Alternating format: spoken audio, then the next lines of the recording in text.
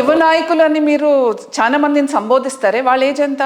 వాళ్ళకేమో ఎన్ని సంవత్సరాలైనా that is okay for them. But when it comes to a women 50 years తో అయిపోయింది అని అంటే I don't agree to it. There is definitely 10 years నుంచి మీరు సిద్ధపడకపోతే ఇంకెప్పుడు సిద్ధపడతారు? 10 years నుంచి నేను చేసుకోవాల్సిన వర్క్ చేసుకుంటాను కాబట్టి నెక్స్ట్ నేను ఎప్పుడు అడగాలి అప్పుడు అడుగు. మరి నిన్న మొన్న వచ్చిన పార్టీ వాళ్ళకి టికెట్ ఇచ్చారు, వాళ్ళు ఎమ్మెల్యేగా కంటెస్ట్ చేశారు, గెలిచారు, అసెంబ్లీలో అడుగు. ఇట్స్ గుడ్ అండి. See they prepared for it. వాళ్ళు దాని గురించి ఎప్పటి నుంచో ప్లాన్ చేసుకున్నారు, వచ్చారు. It is good that they have been elected. అంటే సిద్ధపడాలి అని అంటే ఫైనాన్షియల్ బ్యాకప్ కోసం చూస్తున్నారా లేకపోతే ఇంకేం? ఇవాళ ఎంతమంది ఫైనాన్స్ తో గెలుస్తున్నారు మీరు చెప్పండి. Not everywhere money plays an important role. ఇప్పుడు ఫర్ ఎగ్జాంపుల్ లాస్ట్ టైం మనం హుజూరాబాద్ ఎలక్షన్ తీసుకుంటే ఎన్ని వందల కోట్లు ఎన్ని వేల కోట్లు అక్కడ ఖర్చు పెట్టారో మీకు తెలుసు. ఎవరు ఖర్చు పెట్టారో మీకు తెలీదా? బీజేపీ ఖర్చు పెట్టిందా? ఎవరు ఖర్చు పెట్టారు? ప్రభుత్వంలో ఉన్నవాళ్ళు కదా. ఆ రోజు ఎన్ని సంక్షేమ పథకాలు, ఎక్కడా లేని రాష్ట్రంలో ఎక్కడా లేని సంక్షేమ పథకాలు ఒట్టి హుజూరాబాద్ లో తీసుకొచ్చి ఎందుకు అన్ని సంక్షేమ పథకాలు పెట్టారు? ఎప్పుడూ లేని ఎక్కడా లేని. మీరు ఎటెళ్ళినా కొత్త కొత్త రోడ్డు లేకపోతే ఇంకోటో అనేది రెండు చోట్ల పోటీ చేసి 2 చోట్ల కూడా ఓడిపోవటం అది ఈసారి. కానీ లాస్ట్ టైం అందుకని అన్న లాస్ట్ టైం బై ఎలక్షన్ లో జరిగినప్పుడు అప్పుడు ఏమైంది, ఎంత ఖర్చు పెట్టినా ఎందుకు గెలలేకపోయారు. So it is not only amount that plays an important party ఉంది. కాళేశ్వరం మీద మీరు ఎన్నిసార్లు చెప్పినా ఏం చేయలేకపోయారు. కవిత అరెస్ట్ విషయంలో చాలా సార్లు చెప్పారు. ప్రధానంగా మీ పార్టీ ఎదుర్కొంటున్న సమస్య కూడా అదే. ఇప్పుడు రానున్న ఎలక్షన్స్ దగ్గర పడుతున్న కోణంలో కూడా చూస్తుంటే నిజంగానే ఓడిపోయిన వాళ్ళకి మళ్ళీ ఎంపీ టికెట్లు ఇచ్చే పరిస్థితి కనిపిస్తా ఉంది బీజేపీ అని ఆరోపిస్తున్నారు. ఇవాళ parliament election is different and assembly elections are different. Narendra గారు, డోంట్ కంపేర్. లైక్ యూనో ఈ ఎలక్షన్లో ఓడిపోతే దాంట్లో ఇది అవ్వకూడదు అనేది లేదు. అలా అనుకుంటే మరి బండి సంజయ్ గారు అంతకుముందు ఎమ్మెల్యే ఎలక్షన్స్లో ఓడిపోలేదా? ఆ తర్వాత జరిగిన పార్లమెంట్ ఎలక్షన్స్లో గెలవలేదా? మీరు చెప్పండి. కిషన్ రెడ్డి గారు ఎమ్మెల్యే ఎలక్షన్స్లో ఓడిపోయిన తర్వాత పార్లమెంట్ ఎలక్షన్స్లో గెలవలేదా?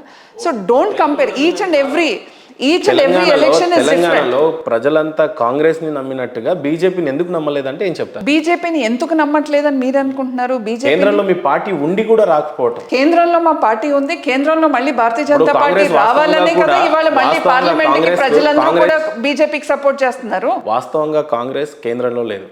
నిజంగానే ఇక్కడ డబుల్ ఇంజన్ సర్కార్ వచ్చుంటే డెవలప్మెంట్ కూడా అంతే స్పీడ్ అయ్యేది. అలాంటప్పుడు బీజేపీని నమ్ముండొచ్చు కదా ప్రజలు. ఎక్కడ వైఫల్యం చెందింది బీజేపీ అంటే ఏమంటారు? ఇవాళ డెఫినెట్గా నేను మీకు అందుకని నేను చెప్పాను, ఇవాళ వైఫల్యం చెందిందా లేకపోతే మేము కొంత ఆత్మవిమర్శ చేసుకోవాల్సిన ఇది ఉందా అంటే డెఫినెట్గా నేను ఆఫ్టర్ ఎవ్రీ ఎలక్షన్స్ మేము కూడా రివ్యూ చేసుకుంటాం. ఏమేమి తప్పులు జరిగినాయి ఏంటి, so that we don't repeat it again for the next election అనేది ఒకటైతే. రెండోది ఇందాక నేను చెప్పినట్టు ఉచితాలు అనేది బాగా ప్రజల్లోకి వెళ్ళిపోయినాయి. ఎవరి కాళ్ళు మాకు ఉచితంగా వస్తుంది కదా, ఉచితంగా వస్తుంది అనుకున్నారు. కానీ ఇవాళ ఉచితాలతో ఏ రకంగా ఎఫెక్ట్ అవుతుంది ఇవాళ ఒక రాష్ట్రం అనేది ఈ స్పాన్ ఆఫ్ 2-3 months కూడా మీరు చూడండి. Why they are buying all this time till parliament elections. ఇవాళ ప్రభుత్వం డెఫినెట్గా Congress party is trying to buy that time till the parliament elections. ఎందుకు అనంటే వాళ్ళు చెప్పిన ప్రామిసెస్ ఏది కూడా 100% వాళ్ళు ఎక్కడ కూడా ఇంప్లిమెంట్ చేసే పరిస్థితి ఉండదు కాబట్టి దే జస్ట్ బయింగ్ టైం. ఇవాళ ఫర్ ఎగ్జాంపుల్ మనం చూసుకుంటే ధరణి గురించి ఏమని మాట్లాడారు వాళ్ళు? ధరణిని మేము రద్దు చేస్తాం, బంగాళాఖాతంలో కలుపుతాం అన్నారు. This is what the statement has been made even by Rahul Gandhi.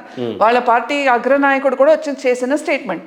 కానీ ఎందుకు రద్దు చేయలేకపోయారు? ఎందుకు కమిటీ చేశారు? మళ్ళీ ఆ కమిటీ 2 సార్లు కూర్చోవటం, మళ్ళీ రేపు 22వ తారీఖు మళ్ళీ కూర్చుంటాం. ఈ ధరణిలో చాలా అవకతవకలు జరిగినాయి, చాలా తప్పులు ఉన్నాయని ఈ కమిటీ కూర్చుని చెప్పాలి. అంతకుముందు మనకు తెలీదా? మీరు చెప్పండి. ఇవాళ భారతీయ జనతా పార్టీ మేమందరం కూడా ధరణిని వ్యతిరేకించాం, వాళ్ళు కూడా ధరణిని వ్యతిరేకించారు. ప్రతి చోట కూడా ఎన్ని కంప్లైంట్స్ ఉన్నా కూడా ఎక్కడ కూడా ఇమీడియట్గా రెక్టిఫై చేయట్లేదనే కదా వ్యతిరేకించింది. మళ్ళీ కమిటీలు వేసి కాలయాపన ఎందుకు చేస్తున్నారు అంటే just by time till what ever parliament elections దాకా వీళ్ళు that just trying to by time. అందుకనే వీళ్ళు ఇచ్చిన ఉచితాలు కానీ ప్రామిస్ చేసిన ఇవన్నీ కూడా పార్లమెంట్ ఎలక్షన్స్ దాకా టైం బై చేసి ఏదో చేస్తున్నాం, కాంగ్రెస్ ఇస్ డూయింగ్ ఇట్, ఏదో ప్రజా పరిపాలన తీసుకొచ్చేస్తున్నా అంటున్నారు. కానీ ఎక్కడా కూడా వాస్తవంగా గ్రౌండ్లో Congress has been a big failure అనేది మాత్రం ఉంది. బట్ పక్క రాష్ట్రం తెలుగు రాష్ట్రం ఇప్పుడు ఆంధ్రప్రదేశ్ ఎలక్షన్ చాలా దగ్గరలో ఉంది. ఐదర్ అది మార్చిలో అవుతుందా ఏప్రిల్లో అవుతుందా, కానీ బీజేపీ అక్కడ ఎలాంటి వ్యూహాలు చేస్తూ ముందుకు పోతుంది అని అంటే I don't know much about Andhra Pradesh politics గురించి నేను ఎప్పుడూ కూడా. ఎందుకంటే I restricted myself only to Telangana పాలిటిక్స్కి. నేను ఇక్కడ గతంలో ఒక తెలంగాణ బీజేపీ స్పోక్స్ పర్సన్, ఇప్పుడు స్టేట్ సెక్రటరీగా I restricted myself only to Telangana politics వరకు. ఒక పక్క షర్మిల గారు తన పార్టీని మొత్తం తీసుకెళ్లి కాంగ్రెస్లో విలీనం చేయటం ఏ రకంగా చూస్తారు? మీకేమైనా కాంపిటీషన్గా ఉండొచ్చా? ఇవాళ ఆ రోజు షర్మిల గారు ఇక్కడ తెలంగాణ రాష్ట్రంలో పార్టీ పెట్టినప్పుడేమో చాలా మంది కాంగ్రెస్ నాయకులు కానీ వేరే పార్టీ నాయకులు అందరూ కూడా ఇది షర్మిల గారేమో మోదీ వదిలిన బాణం అని మాట్లాడారు. మరి ఇవాళ కాంగ్రెస్ పార్టీ నాయకులు ఏమని మాట్లాడతారు? ఇవాళ కాంగ్రెస్ పార్టీ వదిలిన బాణమే షర్మిల అని చెప్పి ఒప్పుకుంటారా? ముందు క్షమాపణ చెప్పమనండి కాంగ్రెస్ నాయకులకి. ఏది పడితే అది వితౌట్ నోయింగ్ ఎనీథింగ్, ఏదన్నా సరే మోదీ గారిని అనాలి, బీజేపీని అనాలి అనే దీంట్లో they've always been saying this.